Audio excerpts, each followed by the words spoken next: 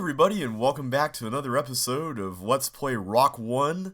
And in this episode, I'm going to try going through this level called The Police. And I know Rock likes calling the spies policemen, so I'm guessing that's what inspired this title. And there's a couple of burnt ships right next to me, so I don't know if those were guys that, like, the police shot at or something. Okay, I'm just looking around here. There's, like, a lot of random stuff here, and the boots down there are pretty much useless because once I get them, I'll get them stolen right after that. So I don't know why they're there except for decoration, I suppose. And I need ice skates for that. Okay, here we go.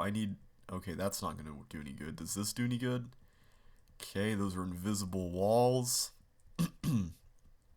Okay, so those are all useless too. Okay, so where exactly... Oh, here we go. There's an ice skate there, and that might be useful. Okay, let's start looking around. That fire boot there might be useful, too. Okay. I think I get it here. Okay, so these monsters are just there for fun as well. Okay, so this is kind of like a different sort of elementary kind of level. It's like you have to find the entrances to the mazes, and then once you get into the mazes, it's really easy. Okay, I can agree to this. This is pretty fun. Alright, so you just have to find the entrances, and once you do that, you should be A-okay. And looks like we found the chip here. Here we go. So there's just two more mazes left, fire and ice. Just like the order I do them in elementary. Alrighty, there we go. I almost ran into a thief there, but thankfully I didn't. And there's an ice skate there, but that's not going to do me any good inside here. So yeah, I like this concept a lot. This is really cool. Now here's one thing I've been wondering about, just kind of on a random note, but is tile set compatibility important? And I'm talking about using Tile World here because a lot of people have to use Tile World because of the operating system they're running. But what I mean by tile set compatibility is this. What if you're running Tile World in a level that has purely recessed walls and traps just to throw the player off in Microsoft is played there, and it's easier because, I mean, chip sockets and traps look obviously different in Tile World, whereas in Microsoft Chips Challenge, they look very similar. Like in some levels, there are thieves tiles like in the previous one, and they have like walkers on top of them. There's one level, I think it was a part of Bill R1.dat, or that was made by Bill Reed, and it was based pretty much on that concept. So, is a level like that suitable for a CCLP? I mean, personally, I don't think it should be, but I don't know. It's one of those sticky issues, and I've always wondered what the rest of the community thinks about that. Anyhow, we were playing Strategy Game, which is kind of like a large-scale version of that first level, the Inner Plague. And it looks like we're just getting all these chips while the teeth monsters chase us around. Now, I'm guessing there's probably some amount of strategy that's involved in keeping them at bay. Possibly involving that not recess wall, the thin walls. But I'll take care of that here in a minute once I get down to fewer chips. Right now the chips are good barriers to use when getting these chips. The chips are good barriers to use when getting chips. Alright. So yeah, this is kind of like hunts. It's a lot more like hunts than the Inner Plague was. The Inner Plague was just a fun little melee level, and I know Rock loves melee levels. Alrighty, there we go. We're almost done with the top section, I think. We just got to get this big block of chips over here. Alright, yeah, we're doing good. We got the teeth in a good position here. As long as we can keep them 2 squares above us when we move down, which didn't happen there, yeah, we should be alright. Like, here we go, that should work. Oh, man! Alright, guys, I'll be back in just a sec. Alright, guys, I'm back. I believe I was around the neighborhood of 120 chips when I died previously. And as you can see, what I did here is I tried to create more barriers here to protect myself. And I also got every chip in the bottom area initially so that I wouldn't have to go back there. Although, perhaps going back there would have been a good idea to lead the teeth down there while getting everything remaining here. But in the meantime, it looks like I'm pretty much safe for the most part. Once I go off to this side, I can come back over here and get the remaining ships. And thankfully there's only 5 teeth, so the whole level was fairly easy. So yeah, I really enjoy these levels. On one hand, one criticism I do have is I kind of wish they were a little bit more unique, rather than just going around getting chased by monsters like that. But I like some of these concepts, and overall this set's been really fun. Alright, the next level is called Mist Boat, and if I remember correctly, this level was another one of the preview levels that Rock released in a video. So the hint says, "Quick, the boat has left, swim to it before it's gone." Let's see, where is the boat? We got an arrow thing here, which I kind of desecrated, and some teeth. Okay, this is going to be kind of tricky here. Okay, that was a really dumb move. Alright, let's try that again. So somehow we got to get past the teeth in order to get to the boat. Interesting challenge. This is kind of like Spooks, except you're actually forced to do some dangerous maneuvers here. But thankfully we made it there. And let's see, there's the boat right there. It's kind of a small boat. It almost looks like a canoe. Alright, in presence of enemies. Okay, so this is kind of a dodging sort of level. And you gotta time things just right. Whoa, okay, that was quite risky there. That was really cool though, really well set up. I like that. Okay, there's walkers to watch out for. Not too bad. This kind of reminds me of the section in Genuine where you had to dodge that ball. And I think it was in the exact same area too. Okay, so let's see what's over here. Okay, this is a blob section. Okay, this is going pretty well. Okay, you gotta be really quick about this here. Okay, there we go. That wasn't so bad. Just gotta wait another turn. There we go.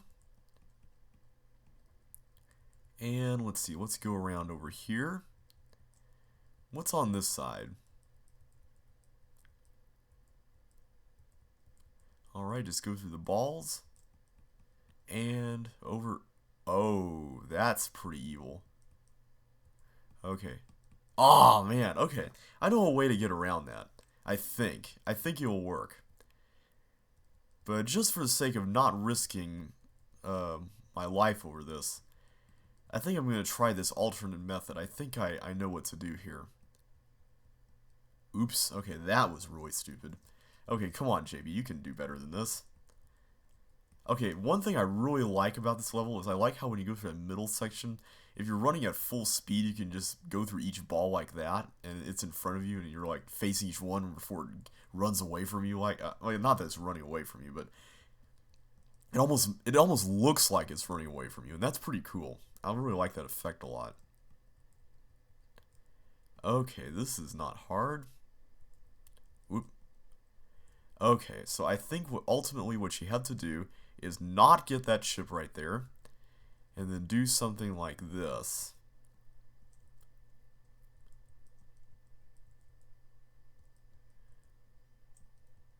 So yeah, I completely forgot the teeth monster could follow you all the way up there, but since it can, that's actually the basis for my theory about how you can alternately exit, and that is through that open area. Because see, you don't really need any ships up there where the balls are at, so there wasn't anything between... Or was there? Wait, there's one... Oh, that's right, the one ship is back there, that's right. So yeah, there's nothing between this room and the exit. The ballroom is completely useless. Okay, so let's see here. There we go. Oh, come on. Okay. Those blobs sure can be evil.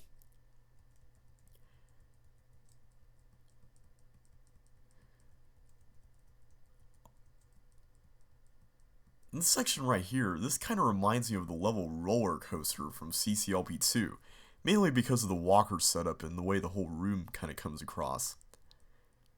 And Roller Coaster was one of my favorite levels.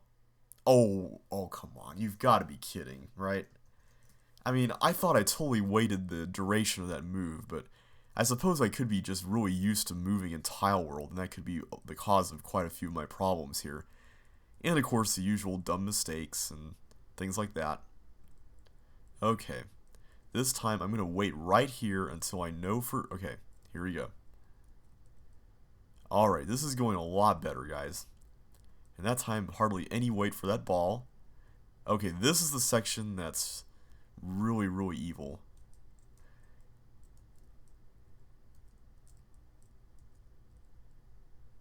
Okay, there. That one's the bad one. This one you can kind of use the parity of the whole thing to determine where you need to go. Okay, this right here, there we go. The gliders aren't bad. You just gotta determine which gliders are safe to make a move on. Alright, there we go. Okay, now go back through the blobs, and I'm hoping I won't die. Come on, blobs.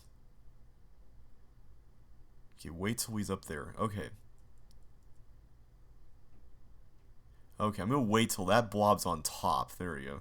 That's probably what I should have just done all along. Man, I was being really stupid. Okay, so right here we can just run through the entire thing and get up to the top. I think. I'm hoping you can. There we go. Alright, we are now done with that level, thank goodness, and now we can move on to Cakewalk. And this looks quite a bit different than the Cakewalk in the original game, so I'm going to see how this turns out. There's nothing more on this tile than on the tiles next to you. Oh, okay. Alright, so let's see. Let's just get all the chips. Seems to be the objective of... Wow, I am really messing up here, guys. Okay. This just seems to be a general chip collecting kind of maze thing. Shouldn't be too bad. There we go. I went to that one. Okay, this kind of reminds me of a CCLP3 level called Elite, where there's like a bunch of different paths branching out from the original path. Okay, that one has a... Okay, this one has a thief on it, so I'm inclined to believe that this should be collected first. Let me do that, because if there's a thief nearby that you can take freely without any reservation, then I'll go for that first, just so I won't get any boots stolen. Because who knows, there might be boots to get at the very end of the level, so I don't want to risk that. Okay, so now that we got that chip, let's see if there's anything else around before I collect any other boots. One thing I try to do is not collect boots when I don't need to, just because they could be taken away from me later on in the level. So it's always a good rule of thumb to go by, is don't collect a boot until you need it. That's one concept that I've tried to explore in some of my own levels, and it pops up in CCLP3 quite a bit. Okay, so we got ice skates and we got fire boots that we could theoretically get, and we could go down here because we haven't been here yet. Interesting level, I must say. There's a bomb there, but... Okay, is this... Okay, this just goes over here. Oh wait, I could have just gone down here earlier. Okay, does this go anywhere? Or is this loop? Okay, that was dumb. Okay. Guys, I am not seeing these things today. I'm sorry, but for some reason I totally did not see that path into the ice room. I am really stupid, but I did not see that path going into the ice room for some reason from the gravel. But yeah, from here you could just easily go through here if you have the ice skates. So I'm going to come back here a little bit later once I get them. Alright, so good to know. And right here is where we use the fire boots, so that's also good to know. And that's how we get rid of the bomb. Wow, I am just totally losing it today, guys. Or maybe it's just too early in the morning, I don't know. Right now it's about 9:08, and I actually got up around 6 this morning to meet some friends for coffee. Yeah, they really wanted to get together early in the morning, so I wanted to make sure I got there with plenty of time. But yeah, I got up a lot earlier than I normally do on a Sunday, so my body clock's a bit off, and I'm probably kind of going nuts, so... I know that's no excuse for bad shipping, but just to let you know, I'm kind of feeling a little bit abnormal, or abby-normal if you like Young Frankenstein, compared to the way I usually am. Alrighty, there you go. We got those, and let's see. Okay, we can get the fire boots. Good, good, good.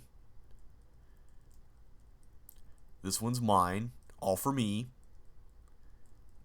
And down here. Okay, so things are coming together now. Nice to have some open space, too. Okay, so just press the button and that will allow us access into that room up top. We can get some suction boots and another chip. And we can go back. So yeah, this was pretty much a cakewalk. One thing I always found fascinating, the original Cakewalk wasn't exactly a cakewalk, but yet it was one of those levels that wasn't exactly difficult either, if as long as you knew where to go.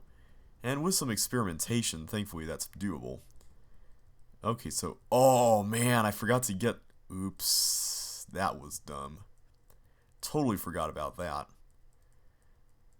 But thankfully it's easily remedied. We can just go ahead and go back to where we originally got that toggle button pressed, and hopefully with enough time we can head back this way. And we gotta wait for that glider. So yeah guys, it's gonna be a race against the clock. Who will make it? Well, hopefully we will. But if we don't make it, these nefarious gliders will reign victorious. Okay. We're almost there. Okay, 15, 14. Kind of a bit of a narrow time limit. That's the other thing about CCLB3. The first few levels kind of have a bit of a narrow time limit, which is something we discovered when Trevor, or Big Auto 2, started playing through it. But thankfully they're not too bad, but it's something that we probably should have noticed. Anyhow, I'm going to stop the video here and continue on with Panic at Floor 11 next time. So until then, have a great day and I will see you then.